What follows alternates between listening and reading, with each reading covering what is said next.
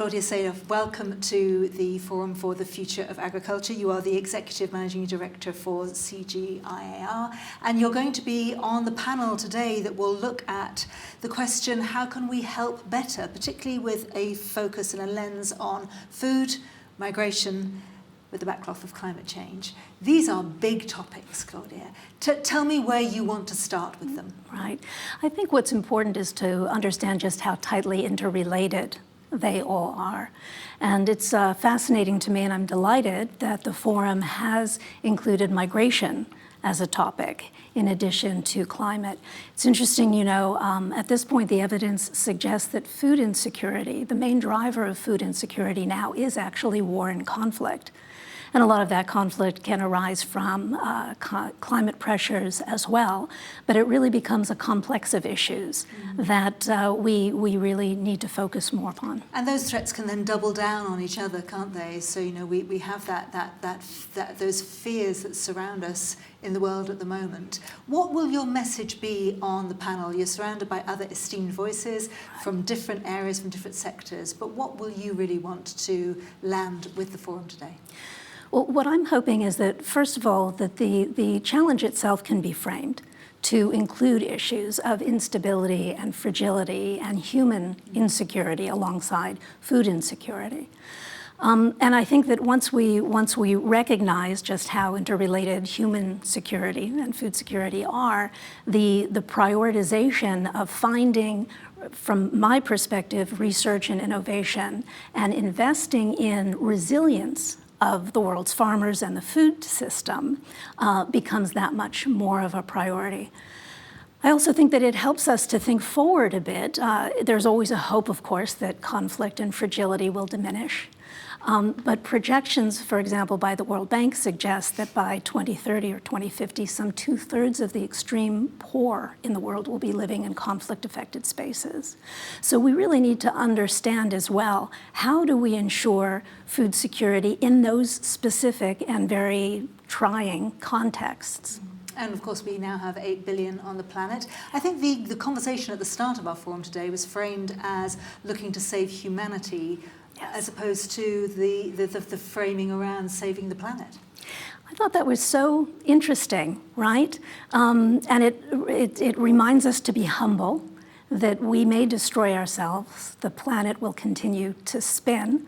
Wouldn't that be tragic, right? The sense that we do, to a certain extent, control somewhat of our destiny, and it is we who will suffer if we cause the planet to suffer as we think about it. I think it's an important and humble framing that was brought up this morning. I really welcomed it.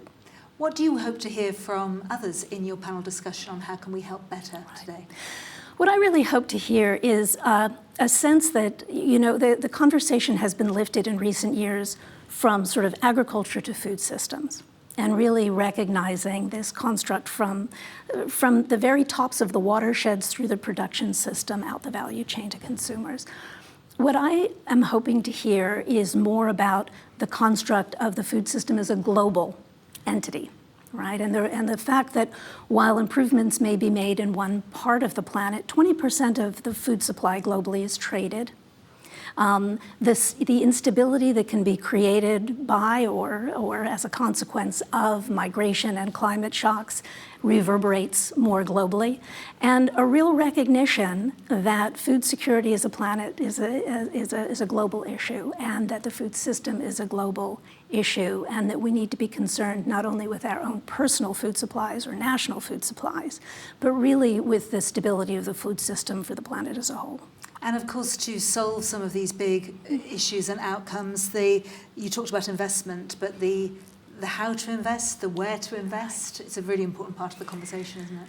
Right. So for CGIAR, our focus is research and innovation to transform food, land, and water systems in a climate crisis. And our focus is on the 500 million smallholder farmers that provide 1/3 of the world's food supply.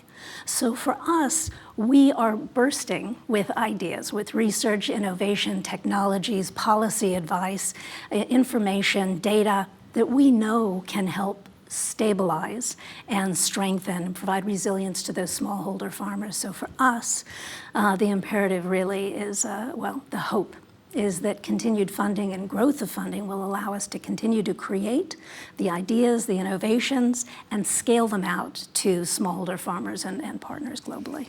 And finally, how important is it for you to have your voice heard at a forum like this, the Forum for Ag? It's the 15th year of this, and to hear other voices, to be receptive to those. Well, again, I think it's wonderful that issues like migration are coming up, and I know that CGIAR has been invited to speak on behalf of smallholder farmers, and that is not a common voice, I think, in the forum necessarily in the past or in a lot of the more European-focused discussions around agriculture. So I really welcome that by the organizers. Again, it speaks to the fact that there's a globality to our food systems that we need to understand so we can strengthen the whole. Thank you so much. Enjoy the forum. Thank you so much, Alex.